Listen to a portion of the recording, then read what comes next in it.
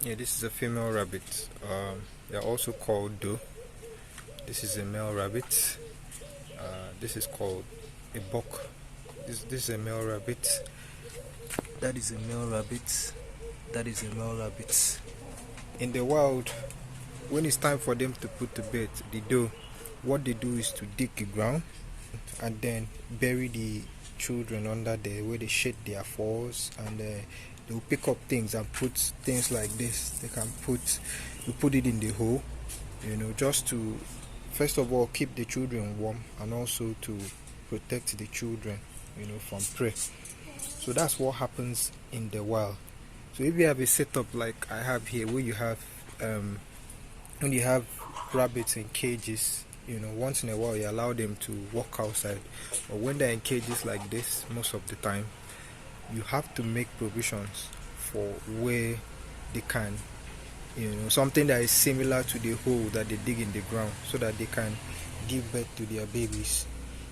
So because if you don't do that, they'll give birth to the babies, put it in the cage, and then trample on the babies and eventually kill them. You don't want that to happen. So one of the things that you can use is a cardboard box like this one. In fact, when I started out, this is what I started with. I started out with this.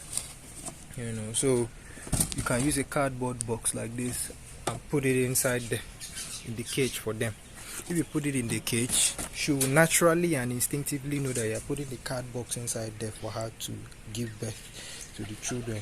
Their gestation period is about 30 days. So when it's time, she will jump inside here, prepare the box by maybe shedding her fur and adding things like this, to the box to make a nest, basically, and then give birth to the children.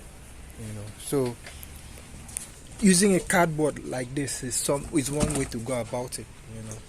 But then this has several disadvantages. And fine, when I started out, I used this, and it's okay if you are starting out to use this, but it is good for you to make provisions for something more permanent, something like this, like this bedding box right here that I constructed. There's a video I'm going to put up about this bedding box design, how I designed it and all. Now, but so there are disadvantages in using this, and I know some people use it. So in this video, I'm going to highlight some of the disadvantages of using carton as a bedding box, and I'll really discourage you from doing that. Instead, do something that is more durable, than this.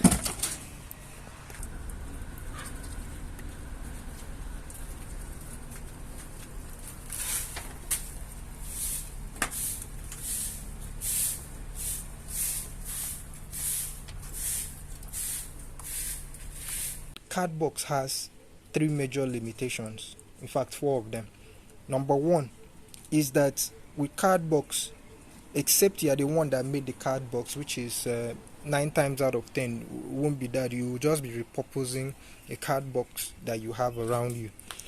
So it's quite difficult for you to find a card box that can be big enough for the mother to jump in, while also being small enough to enter the cages without taking so much space. So that is one major limitation with a card box.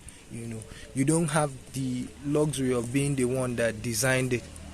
Okay, so like this one now, this is a histamine drug card box. It was used to box this drug. So if I wanted to use I would just repurpose this. The second limitation is that, as you can see, it's relatively soft. So as the mother is jumping in and out of this card box, this part will become weak, and before you know it, it might fall apart. So when it falls like that, the kittens can leave the box and get inside the cage where they will be trampled. So that is the second limitation. Now thirdly, like I even showed you with the wooden box, rabbits like to chew. So before you know it, you see they've chewed through all of this, and because this one is relatively softer than wood, they'll chew through all of this, and when they do that, the kittens now can easily get out of the box and get trampled. So that's the third major limitation if you are if you want to use a cardboard, which I really advise against, you can do it at the beginning, but make sure you build your own box.